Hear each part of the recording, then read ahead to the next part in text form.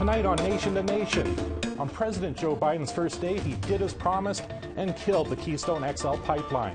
Some First Nations invested in the project to better their communities. That would have meant intergenerational wealth for all First Nations that would be involved to really better our situation on all of our First Nations. It could have brought that wealth those First Nations need. Climate activist Ariel Durante says the cost is too high. And this pipeline cannot be a part of a climate future that is just for the land, just for the people, and just for the climate. And we also speak to a well-known Mi'kmaq scholar about racism across federal political parties. She says the Conservatives lead the way, but that's not a good thing. There's a very clear white nationalist theme in the current Conservative Party that should be a concern to, not just Indigenous peoples, but Canadians in general. Hello, I'm Todd Lamoran, and welcome to Nation. Just as he had promised, incoming U.S. President Joe Biden killed the Keystone XL pipeline. It would have brought bitumen from northern Alberta to the Gulf of Mexico. The decision was hailed as a victory by many Indigenous groups on both sides of the border, but not those that wanted to invest heavily in the pipeline. One of those is Natural Law Energy, a group made up of 5 First Nations. One of them is the Nakanit First Nation in Saskatchewan. Our first guest is its chief and the president of Natural Law Energy, Alvin Francis. Welcome to Nation, Chief Francis. Good morning. Happy to be here.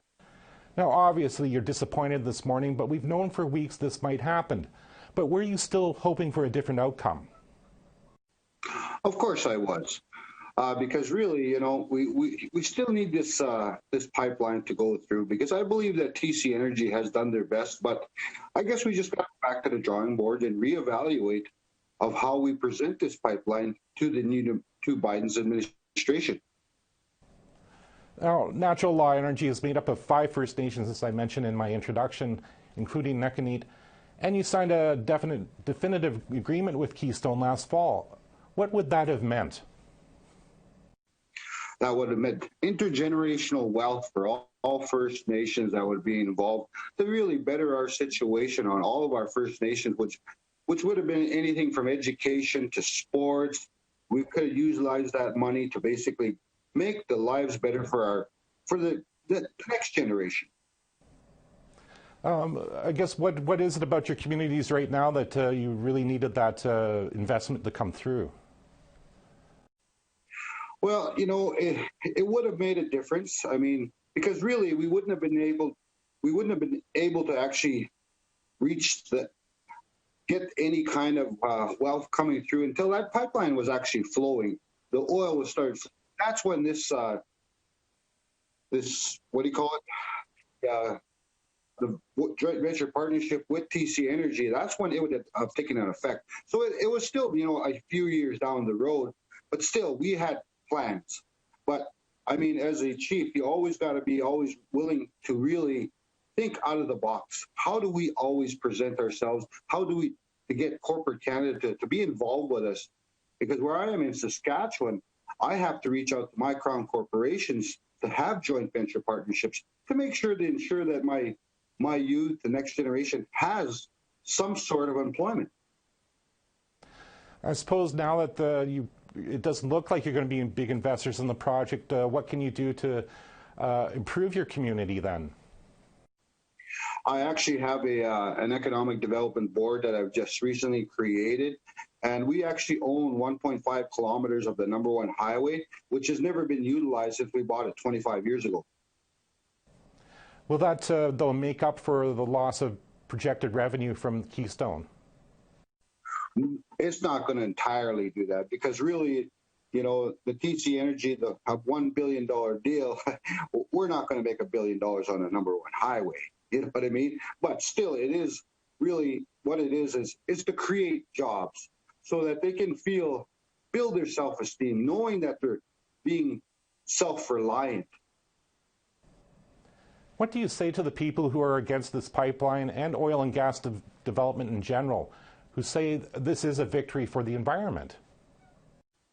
Yes, it probably is. I'm probably sure that they're very happy about it. But the thing is, though, you got to remember, people are still really, oil, gas is being transported by rail. by truck. Is that safe, really? I mean, to me, as far as I know, TC Energy, my partner, was going to build the safest pipeline ever built in history. Still, we have rail car accidents, we have transport accidents. So how do we avoid these? To me, it was to build a safe pipeline where we had a say. Chief Francis, how disappointed are you personally that so many Indigenous communities and groups on both sides of the border have cheered this move by President Biden? Well, no, like I said, they're individuals. Yes, we as First Nations people, we believe we got to take care of Mother Earth. But you got to remember, we have to actually work on both sides of the road, you might call it, our cultural side and our modern side. That's where we have to be. I mean, it's a balance that we have to carry on, because in today's world, we can't live the way we used to. We really can't. We have to move on and try to stay on both sides of the roads, our cultural side and our modern way of thinking, the modern way of living today. We have to combine those two and stay within those two roads. Chief Francis, on that note, I want to thank you for speaking to me today. Okay, thank you. Joining me now from Edmonton is Ariel Deranger. She's Executive Director of Indigenous Climate Action, which had a completely different reaction to yesterday's announcement by President Biden. Welcome to Nation, Ms. Deranger. Thank you for having me. So, what was wrong with this project? The KXL project is not some project that was just welcomed on either sides of the border in Canada and the US because of its connections to the expansion of the Alberta tar sands, which has been a contentious project for years. In addition, this project would traverse many critical river systems and waterways of Indigenous communities both in the US and in Canada alike, and had actually been canceled by former President Obama. And some people referred to this pipeline as the zombie pipeline because they would win actions and interventions, and then someone else, it would come back alive again. And then it was, reborn under the former Trump administration. And as we've seen, the Biden administration is following true to the Obama administration and many of the concerns from communities on both sides of the border that this project is moving us in the wrong direction. We are talking about a project that will further embed us into an economy based on a dirty fossil fuel when we should be moving towards clean fossil fuels or clean energy systems, not fossil fuels, because there's no such thing as clean fossil fuels, but clean energy systems that not only allow us to meet the agreements of the Paris Agreement, but allow us to build systems and energy models and economies that respect the rights of Indigenous communities and uphold tenets of the United Nations Declaration on the Rights of Indigenous Peoples. From the answer you just gave me, Ms. Deranger, it sounds like you don't believe a word when it's been touted that Keystone has net zero emissions. Well, a pipeline itself obviously doesn't have a ton of emissions to begin with. The reality is we're talking about a project that is transporting heavy fossil fuels that will then be refined in factories that are not going to be net zero. And then further to that, that dirty fossil fuel is going to be utilized to create even more emissions. And the extraction of the oil traveling through these pipelines is also not net zero emissions. We already know that the Alberta tar sands has a long track record in history of massive amounts of emissions, massive amounts of contamination to the ecosystems, interfering and interrupting the rights of Indigenous communities. And all of these things are not net zero. Just because one portion is net zero of a company that is going to be doing carbon offsets and so on and so forth, that doesn't mean it's a clean energy project. It means that a pipeline itself might be clean, but the energy and the transportation is not a clean initiative at all. Alberta Premier Jason Kenney has talked tough, even mentioning sanctions against the U.S. But is this project really dead and is not going to become a zombie once again? I really hope that this time we don't see this revival and the zombie pipeline come back to life. As someone who's been a part of this movement since almost the beginning, this has been over a decade, 15 years that I've been involved in campaigns to challenge the expansion of the Alberta tar sands. But it isn't just about the tar sands. This is about moving us towards a just climate future. And this pipeline cannot be a part of a climate future that is just for the land, just for the people, and just for the climate. I really, really hope that Biden stays true to this order and that this ushers in and cues our country to move away from dirty infrastructure like tar sands and move really, really boldly towards renewable energy systems that are in line and respect Indigenous rights in this country and allow us to meet our commitments within the Paris Agreement. Now, we just spoke to Chief Alvin Francis, who headed the group that wanted to purchase a stake in the pipeline, and says it puts a cloud over the future prosperity of his community. What can you say to communities like his who pin their hopes on the pipeline? I think that when we see these leaders that have been sort of pulled into this idea that these are the best economies for their communities and the best way forward, it's really a sad story of a continued colonization of our communities across Turtle Island. Many of these communities have been told that these are the only economies and that this is in the best interest of their communities. They've been put between a hard and a rock place when we have a history of deeply entrenched poverty and marginalization of our communities from participating in economies in the past. And this looks like a great option. But if our country is serious about upholding Indigenous rights, upholding our commitments to the Paris Agreement, then we shouldn't be allowing corporations that are now literally in partnership with government to be pushing these projects in our communities. And we absolutely must do the same thing. Transition workers, transition communities. These communities deserve better options that are in line with upholding and protecting their rights to access their lands, territories, and waterways in a safe, healthy community for generations to come. And we can't allow these projects to be proposed this way. I feel for these communities deeply. This is absolutely tragic, but it's the responsibility of the government to change direction and ensure that they're not leaving anyone behind. That includes First Nations communities and the workers. Ms. Deranger, I want to thank you for taking some time out of your day to speak to me. Thank you so much for having me. After the break, MP Derek Sloan was kicked out of the Conservative caucus for taking a contribution from a known white supremacist. But Ryerson professor Pam Palmater says that's only a good start.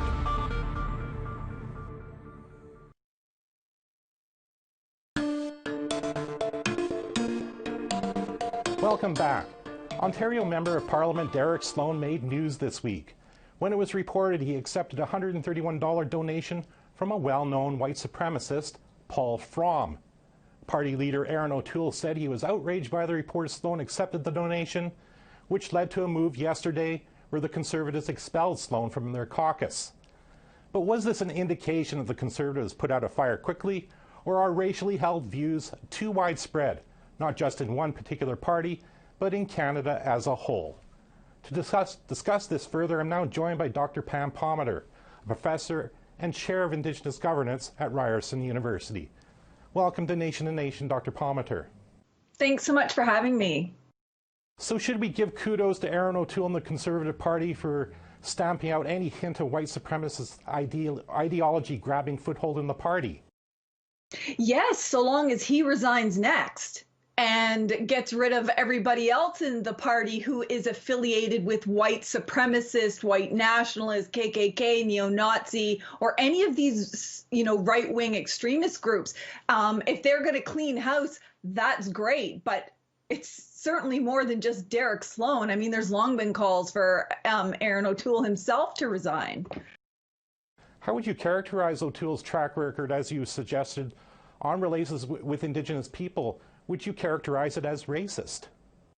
I would most definitely. I mean, he did a session over Zoom with a group at Ryerson University of students, basically denying that there was anything wrong with residential schools in the sense that, oh, they were only intended for education, and downplaying what the actual genocidal intentions were. And then he had to quickly backtrack and try to apologize after. But he's long made statements like, take back Canada, and, his whole party, including, the former Prime Minister Stephen Harper, were always referencing old stock Canadians. So there's a very clear white nationalist theme in the current Conservative Party that should be a concern to, not just Indigenous peoples, but Canadians in general.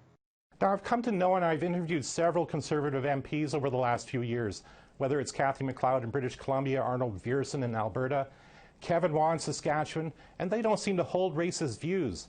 So can we say with any certainty that the Conservative Party is rife with racially held views? Yes, most definitely. I mean, look at Pierre Poilievre. I mean, on the day of the apology for residential schools, he was talking about value for money and that First Nations people should just get a job instead of wanting compensation. That's clearly racist commentary. I mean, you have look at former Conservative Senator Lynn Bayek. She was in the Conservative Party, and she was notorious for racist comments in her own Senate website and having problems even issuing an apology. So there's been lots of incidents along the way that have never clearly been addressed, and just their positions in general, and the comments that they make. Like Andrew Scheer came out against the National Inquiry's findings around genocide. Very clearly anti-Indigenous commentary in lots of streams throughout the party. What about the other parties? The Liberals have a diverse cabinet, and both the NDP and Green parties are led by persons of color. So do they get a pass? No, I wouldn't say that they get a pass, but if we're weighing and assessing all of the different federal parties, and we're just talking the national level right now about the right-wing extremism trends and themes within each party, it's clearly the Conservative Party that has the most amount of problems. But we have to keep in mind that white nationalism, white right-wing extremism has infiltrated, every level of politics, the military, police forces, universities. So we can't just only look at the Conservatives, even though they are the worst example of it here in our country. So it sounds like you consider white supremacist views are widespread across Canada. Yeah, definitely. The research shows that. So we've been doing research at Ryerson University on the rise of white supremacy, the nationalist groups, the right-wing extremism, and their links to violence and potential violence. And it shows that in every province, we have active right-wing extremist groups, some of them very much tied to people that you would know, your next-door neighbors, but they're highly concentrated in Alberta, Ontario, and Quebec. And in fact, the most recent research from the United Kingdom shows that of all the countries in the world, Canada has the highest level of right-wing extremist groups online and producing the most amount of content. And their content, of course, is, hatred, misinformation, and planning for attacks on people. How exempt then, as you bring up, is Canada from some of the racially charged views and conflict we've seen in the United States? We saw the Capitol building, of course, taken over by insurrectionists down there, and all kinds of racially charged riots or demonstrations in various cities. Could we see the same thing here in Canada? We could, because there is a global surge in right-wing extremism and their tendency to promote violence. So they're not promoting a cause like human rights or saving the environment. It's about hatred and violence. So it needs to be taken very carefully. And we also have to keep in mind, in the United States, sometimes people characterize the people involved in these groups as being dumb, but there were military people, police officers, politicians, real estate agents, doctors, and nurses involved in both the riot and also in extremism. And it's going to be the same thing here in Canada. Now, Canada has often looked at the US and said they're much worse because they have a constitutional right to carry weapons, and that makes them more dangerous. And we saw the potential for danger there. However, here in Canada, we have, relatively lax gun laws, which allows people to stockpile weapons. And so if you have this increase, high level of right-wing extremism, planning for violence, and easy access to guns, Canada is now being positioned to have a disaster not unlike what happened in the United States. So we have to be very careful and consider this as an issue of public safety, national security, and to keep in mind that of all of these right-wing extremist groups that are here in Canada, they have different targets. Some focus on Black people, some focus on immigrants, but every single one of them include Indigenous peoples at the top of their list. So that's a very specific threat for us that needs to be addressed by Canada. Yesterday in his inaugural speech, as President Joe Biden said white supremacy must be confronted and it will be defeated. How confident are you that it will ever come to pass? Well, I think it's good that we need to target these right-wing extremist groups, but remember where the philosophy comes from. The whole concept of white supremacy, European supremacy, and dominance. That's literally the foundation of both Canada and the United States. That's the foundation and the ideology and the thinking that has been interwoven into all of Canada's laws, policies, governing systems, and economic systems, and is effectively at the root of genocide in Canada, both historic and ongoing. And that's clearly about racism against Indigenous peoples. Dr. Palmer, I want to turn to another issue, and that's what do you take from the fact that we're several months overdue for an action plan that the federal government promised as a response to the MMIWG report? Well, that's a really good question, because talking about white supremacy and genocide and the harms that it causes, where is the action on the national inquiry and the response to it? Keep in mind, genocide is the worst crime that can be committed by a state in the entire world, and it should be considered and is an urgent and immediate threat to life and a human rights crisis. The United Nations, the Inter-American Commission, both called on Canada to take urgent action. But instead, they sat back and said, well, we're going to read the report first, despite the fact they had an advance copy. Now we're in an election.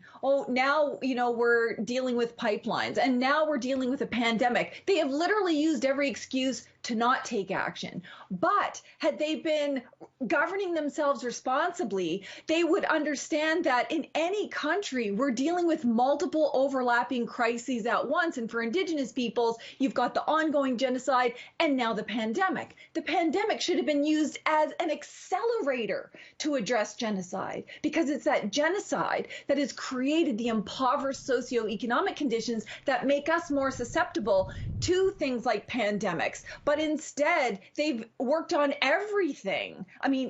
Legislation and pipeline. They're literally more concerned about the Keystone XL pipeline right now than they are about genocide against Indigenous women and girls. And there is simply no excuse for that, and they should be held to account. Dr. Palmer, I want to thank you for your views. It was great to have a conversation with you. Well, thank you for raising these really important issues.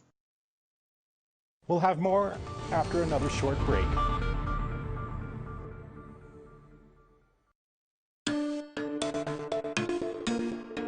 Welcome back. That's all the time we have this week. As always, if you missed any part of the show or want to check out a past episode, subscribe to our Nation to Nation podcast. Go to aptnnews.ca/podcast. I'm Todd Lamourant. Please keep safe and healthy, and thanks for watching.